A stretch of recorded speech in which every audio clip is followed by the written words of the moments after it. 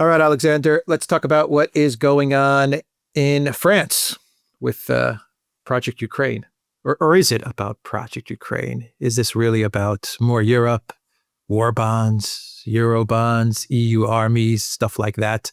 The fear that Trump is going to abandon Europe, and so Macron needs to step up. Let's start with Macron's speech. We'll also talk about the reports that the U.S. has cut off the sharing of intel, as well as the revelation that there are collective West spies, I guess, and intel officials, not mercenaries, but officials from the collective West that are operating in Ukraine, an interesting mission. But let's begin with Macron's speech. Russia needs to be pacified, Alexander. France is going to provide a nuclear umbrella, and the European armies will be heading into Ukraine. What are your thoughts? Well, I mean, we have had a steady descent into lunacy ever since the special military operation began. In fact, you could say for much longer than that, going all the way back to 2014 and even before, at least in Europe. But this is really, I think we've now reached that point where, you know, all sense of reality, all connection to reality has gone out of the window. Now, there is a massive climate of hysteria at the moment across Europe. The underlying cause of that hysteria is, I think, twofold. Firstly, Project Ukraine has failed. The attempt to defeat Russia has been a failure. We'll come to that in a moment when we discuss the intel and all of that, because it's really very interesting. That has come up with all kinds of very interesting revelations. The Americans look like they're going to leave.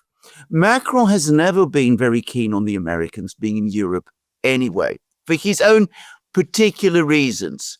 So what he is trying to do is he's trying to surf this wave of hysteria and panic and lunacy that there is across Europe to move forward with his own long-term project, which is France, and ultimately, of course, himself at the center of Europe, leading Europe, defending Europe.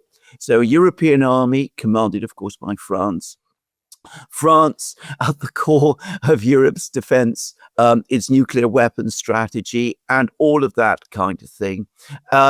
France possibly playing the key role in organizing some kind of no-fly zone over Western Ukraine. It's all over the media here in Britain, by the way, that this is now again being discussed and talked about.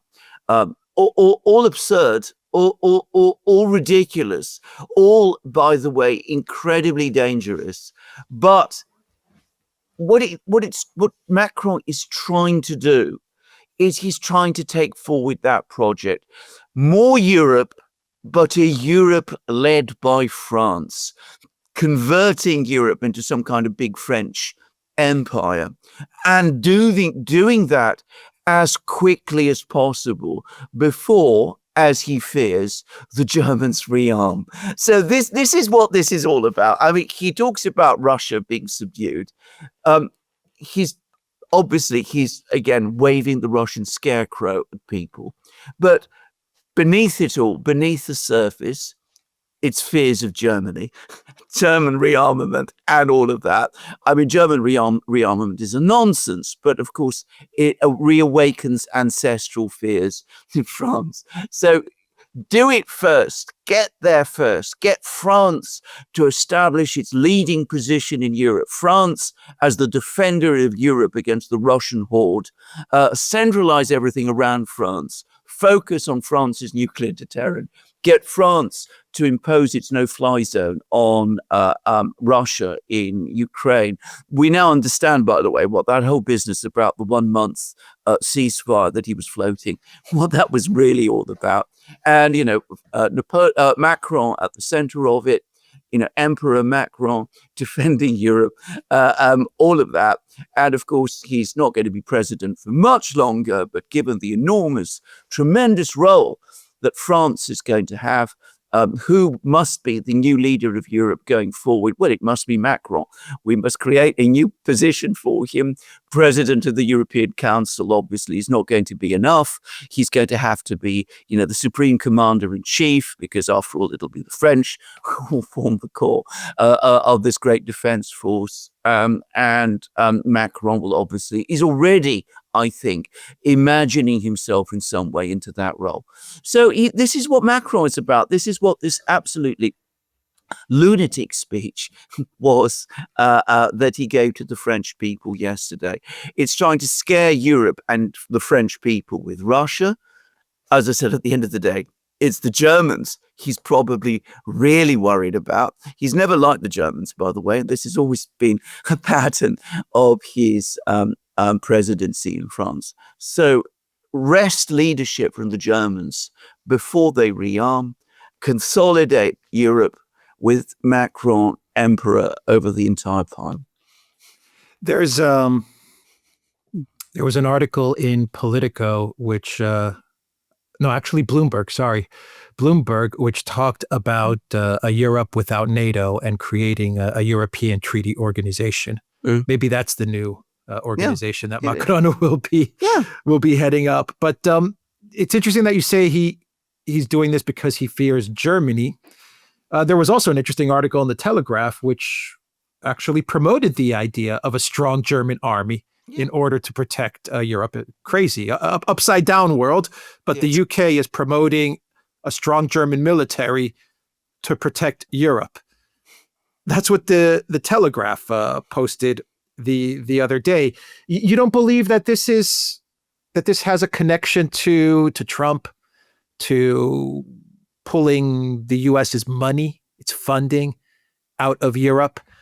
Trump has not said that he's going to pull out of NATO. At least I don't think he said anything like that. I know that Elon Musk hinted at something like that. He reposted a tweet, an ex-post, where someone said the U.S. should leave NATO, and then Elon Musk said, good idea, or something like that.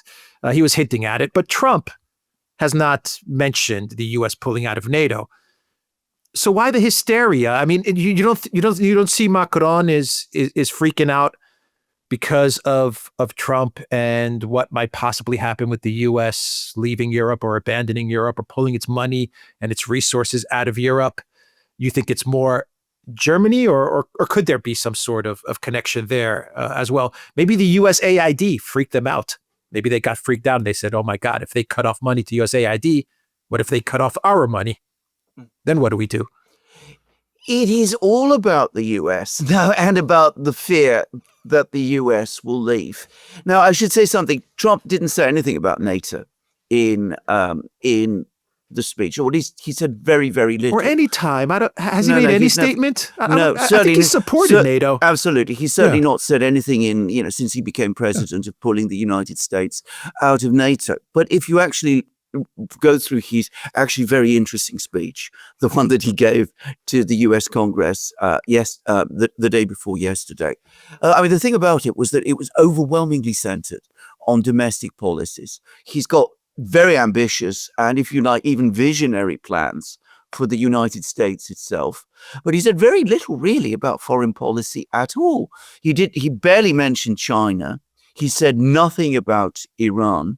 But that's discussions for another day.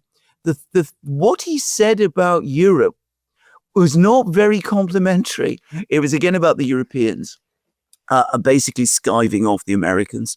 The Europeans giving less aid to Ukraine than they paid the Russians for energy, which is true, by the way. Just to say, it was in the Americans got that from the British media, because the British media has been writing about this over the last week or so. So the Europeans, all of them, are now suddenly facing that nightmare prospect that the Americans might go. So each country is now panicking and is looking to try and find some way forward in case that nightmare prospect happens. Trump has said nothing about that. He's not saying that he's leaving, but he's taking steps which the Europeans are putting 2 and 2 together, and they're not making 5, they're making 505. They're looking, far ahead. They've convinced themselves, or at least they're telling each other, that this is a real prospect, it's a real possibility that the Americans might go. And that is the underlying cause of the hysteria in Europe. Because if the Americans go, they're not just afraid of Russia, they are nervous of each other. So Britain has long-standing historic animus against Russia. So it makes sense logically for the British at this point in time. Their military is in a mess. They're in no position to fight the Russians, as Trump pointed out to them. If the Americans go, who's going to protect Britain from Russia? We'll get the Germans to do it. They were a powerful army once upon a time. This is for the moment. I mean, in 10 years' time, the attitude to this German army, if it ever appears, might become very different. But for the moment, it's Russia that we're scared about. With France, it's different. And here, one must understand something. It's not that the French worry that if the Germans rearm, they're going to march on Paris. That's not the concern. It's about who leads Europe. Now, Germany pushed France aside from about the 1970s, when it became established, especially in the 1980s, when it became established as the main biggest European economy. So the French, who up till then had assumed that, the European Union would be a project led by themselves, discovered that, in fact, they were playing a secondary role to Germany, and they resented that bitterly. But they were able to say to themselves, look, the Germans may be strong economically, but within the EU, we have the most powerful military. So we are going to lead, at least on foreign policy and security issues.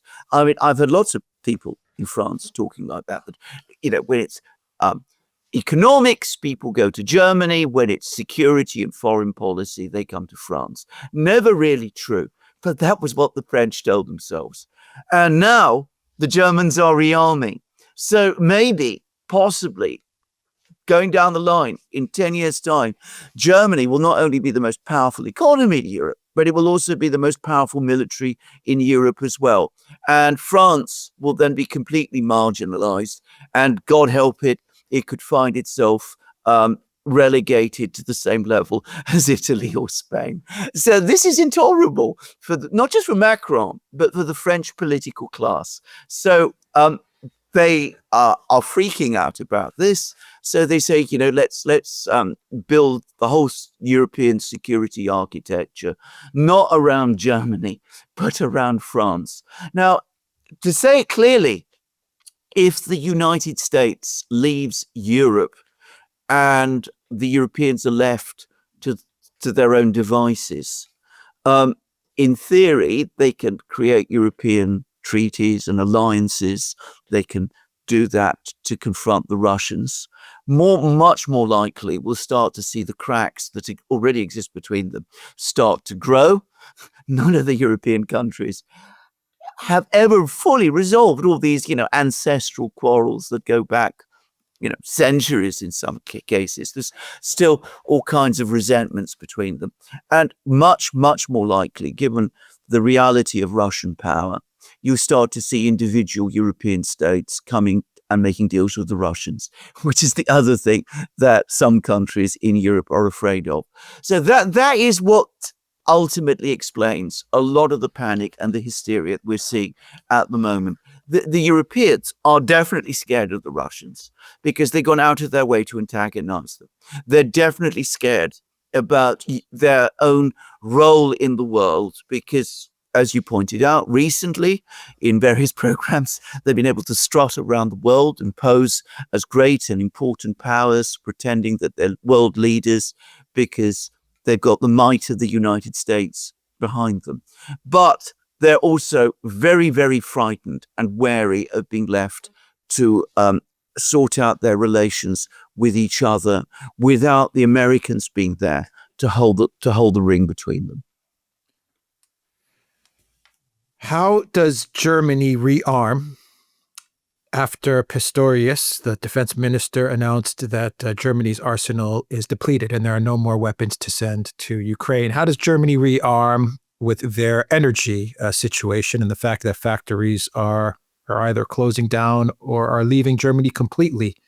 And I have to ask this, if Germany does get its act together and they do start to build up a large military, wouldn't this be a concern? A major concern, perhaps the number one concern, not only for Russia, but also for the United States? And a final question, if you forget anything as you answer these questions, just let me know. Do you believe that France or the Europeans will actually follow through and put boots on the ground in Ukraine without the US backstop? Right. Let's start with Germany. Will it rearm? Can it rearm? The short answer is no. Anybody who looks at the situation in Germany today knows that they can't. They're short of energy. The energy problems are going to get worse. Nobody's talking about this, which is incredible, but European gas reserves are at critical levels. They're now down to 38%, desperately low for this time of year. We're now on the brink of a trade war with the United States. There's a possibility that as a result of that trade war, if things escalate, US LNG supplies might be in question. Just saying. Tariffs are coming. Germany, which is a major exporter, if America starts to impose tariffs on the EU, on EU exports, it's already lost its primary market, which is Russia, China, and now, of course, it's going to lose its other big primary market, which is the US as well, at least not to the same extent. If Germany starts to convert its factories into arms factories, which is what the articles, especially in the British and German media, have been talking about, put aside the fact that that is a ridiculous idea anyway. The idea that you could take a car factory and get it to make tanks, and that this can be done tomorrow or the day after tomorrow or in a year's time or in 10 years' time, that is absolutely ridiculous.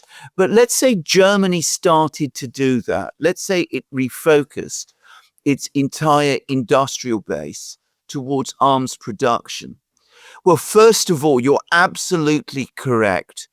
That would create a huge wave of alarm across Europe. I mean, European states, Poland, France, smaller states would begin to get very, very unnerved about it, as they did before and for obvious historic reasons.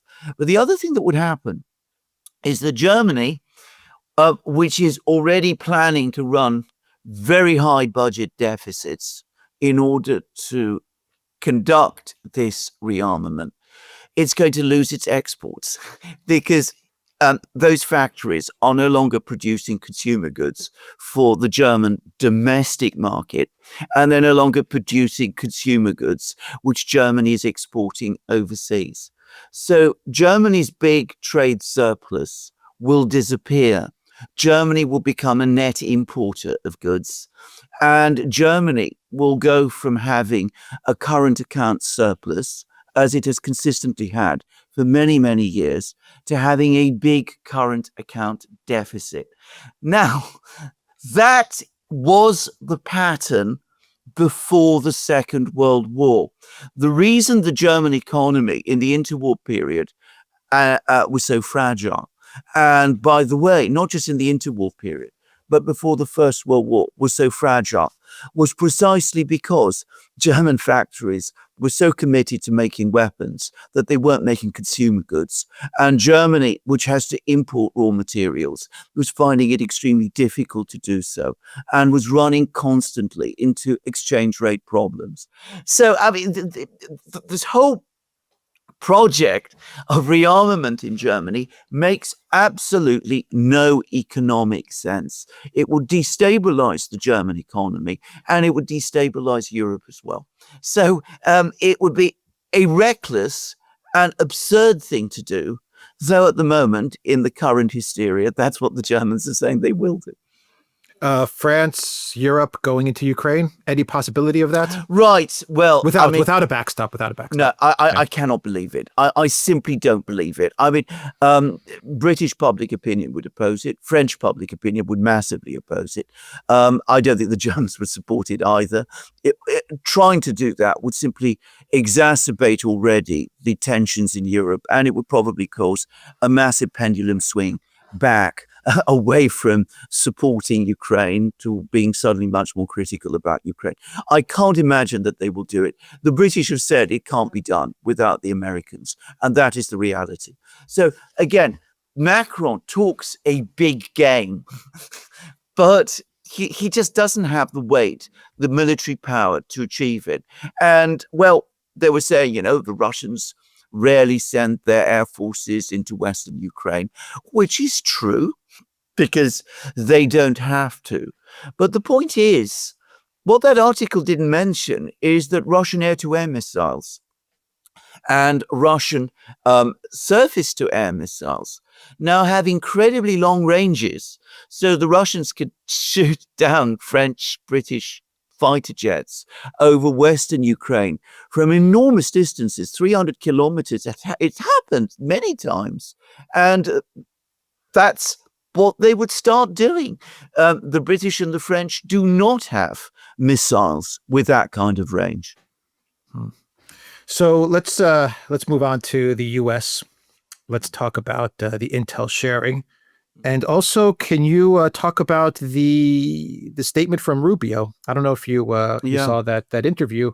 Yes, but Rubio said something very interesting. I thought actually it was very good that he said this. In my opinion, as Secretary of State of the U.S., he said that the United States is in a proxy war with Russia. The U.S., he said, backs Ukraine, and it's in a proxy war with Russia. I don't think this was a slip up. No.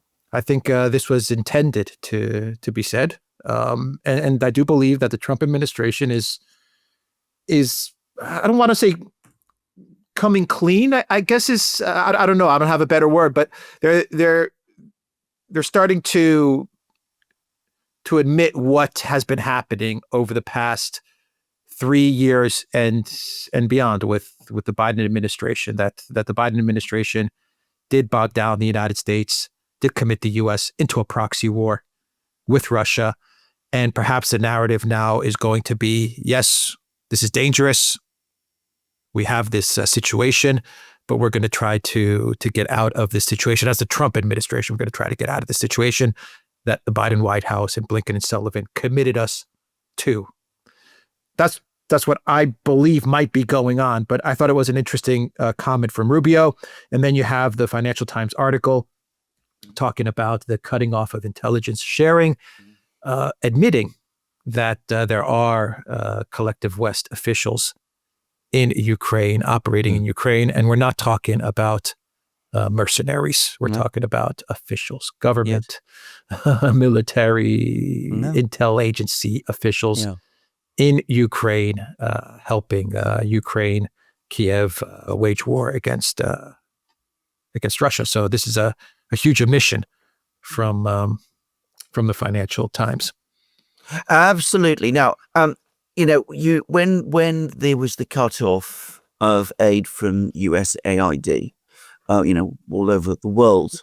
I mean, you made a really interesting point, a really good point, actually, that, we knew an awful lot about what was going on, what USAID had been up to around the world, but actually seeing it all there in black and white, with all the facts and figures being provided, even though it confirmed what we already knew, it still was, a big moment.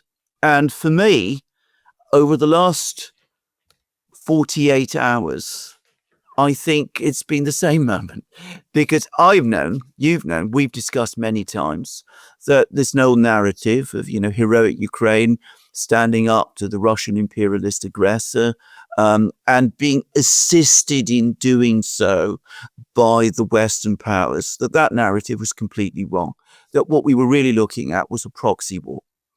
And over the last 48 hours, we've seen all of the facts come through.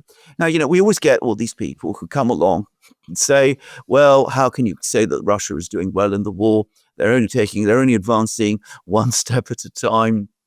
It shows that the Russian army isn't that good, that the Ukrainians are heroic fighters and all of that. What we now know is this, that the intel has entirely come from the United States. The communications through Starlink have been provided by the United States. The weaponry has been entirely provided for a long time now by the Western powers. Even the old Soviet weaponry that we see has come from arsenals and depots in Eastern Europe. But I mean, increasingly, the United States has been supplying weapons to Ukraine on a much, much bigger scale, by the way, than those Pentagon, releases implied. The flood of weapons has been enormous. The US has effectively exercised command and control. We now know that the Americans and the British played the key role in planning and directing Ukraine's 2023 offensive, and probably every other battle since then and before.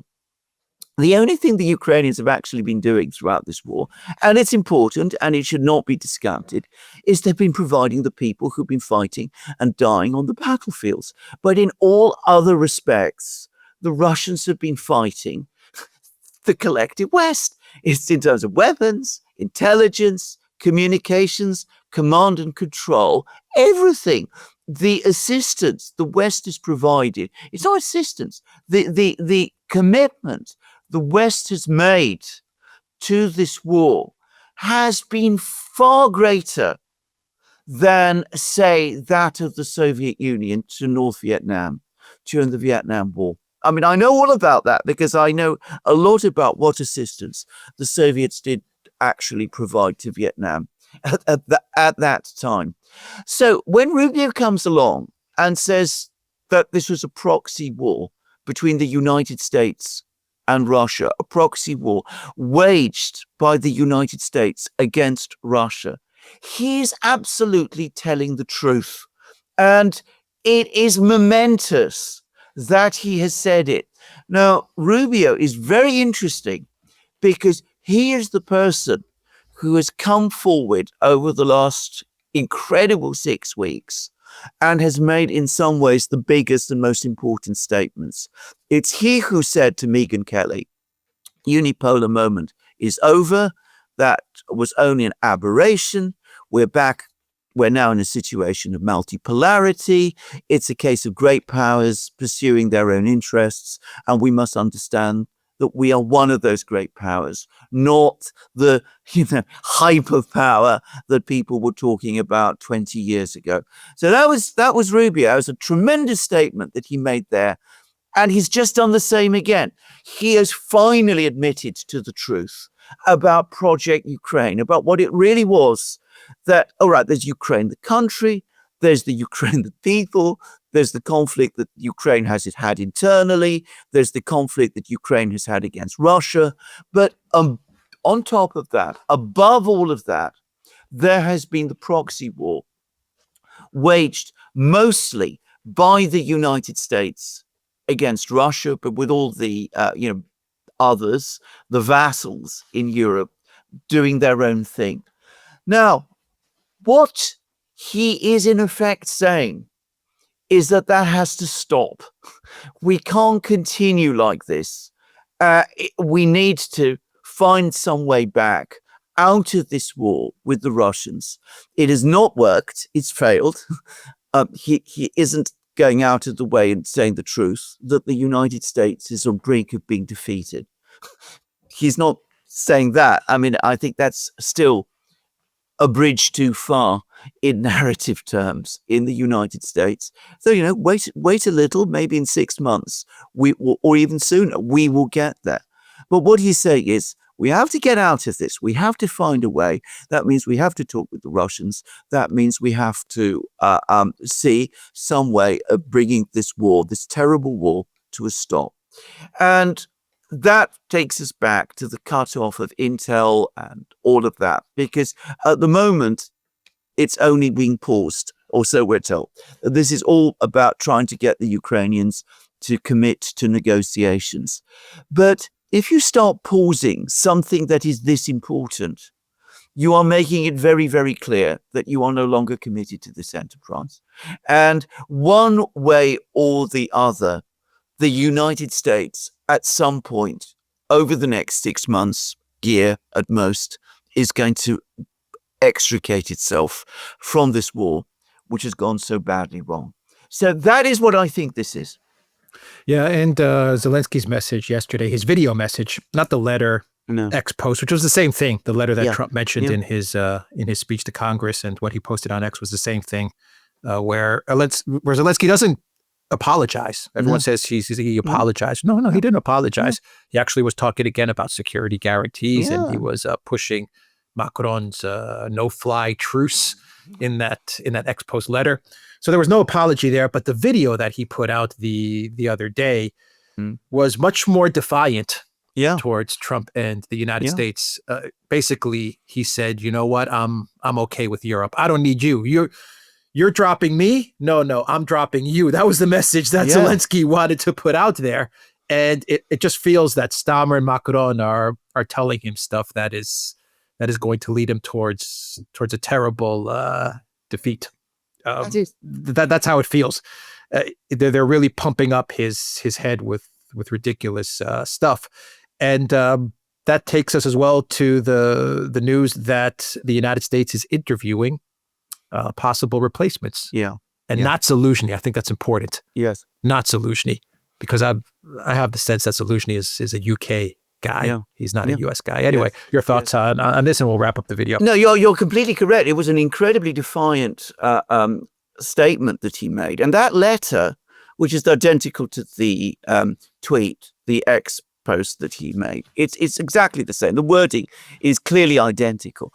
Not only does it not apologize and talk about security guarantees, but to the extent that the language is a bit softer, it's because it was written for him. I mean, that letter has been massively negotiated with the French and the British. Now, what the French and the British are trying to do is, because they know perfectly well that Europe cannot continue this by themselves, they're trying to get Zelensky back in line. They're terrified, again, that the Americans and the Russians are going to leverage Zelensky out, put a new leader in place in Kiev, and he will then do the deal with Russia.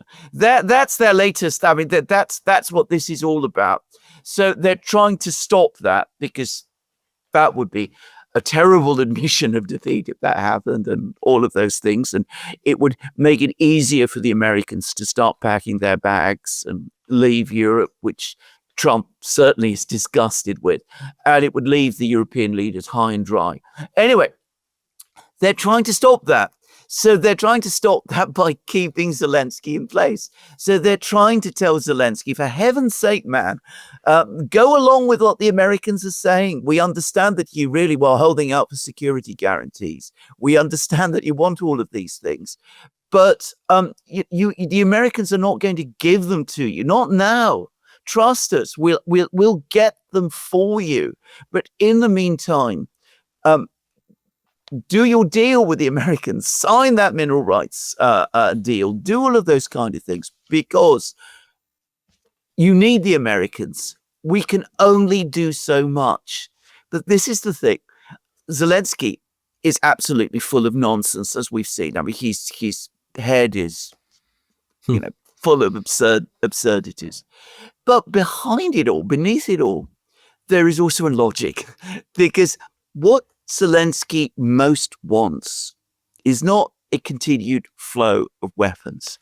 The Europeans obviously can't supply weapons to Ukraine at anything like the same level that the Americans can, and he knows it, and that the war is going to end soon in some form. He knows that too. What he wants is what the Europeans are in a position to give him. He wants money. That's what he's all about, ultimately. I mean, you said it so many times. For him and for so many people in Ukraine, it's a grift. So he wants money. He wants to pay off the various oligarchs there. He wants to keep the civil service and other salaries being paid, at least for the while. He needs the people of the security police to be paid too in order to protect him from whatever regime change operation the Americans and perhaps the Russians have in mind. He wants to keep this money flowing, and he wants it flowing for at least the next couple of months so that everybody in Kiev, all his friends and his team and all the really important people can, salt it away in their numbered accounts in all kinds of places, in the Caribbean, in the Seychelles, or wherever, before the curtain is finally pulled down. So he doesn't need, or so he thinks, the Americans for that. The Europeans, they can do it for him. And if the Europeans are short of cash, well, there's a nice tidy sum of $300 billion in Russian assets. Why don't we plunder that now? And it's not a coincidence, by the way, that over the last couple of days, there's been article after article plugging away this story about confiscating the Russian assets. It's again being talked about relentlessly. You could see actually where Zelensky is coming from. Yeah. And that's what his priority is. The Americans have sussed it out. The Europeans probably understand it too, but they don't feel able to put a stop, because from their point of view, Zelensky at the moment is their man. He's their man in Kiev. They want him to remain there, but they want him to remain there for a different purpose from his purpose. They want him to remain there so that there isn't a deal done with the Russians by the Americans and the Russians. And Project Ukraine, for the moment at least, can keep going and the Americans can be tied in. Yeah. Yeah, I got that sense too, that listening to his statement, that Stammer and Macron probably told him, don't freak out about the money. We got you covered with the 200 or 300 billion in frozen assets. That was my sense of his statement.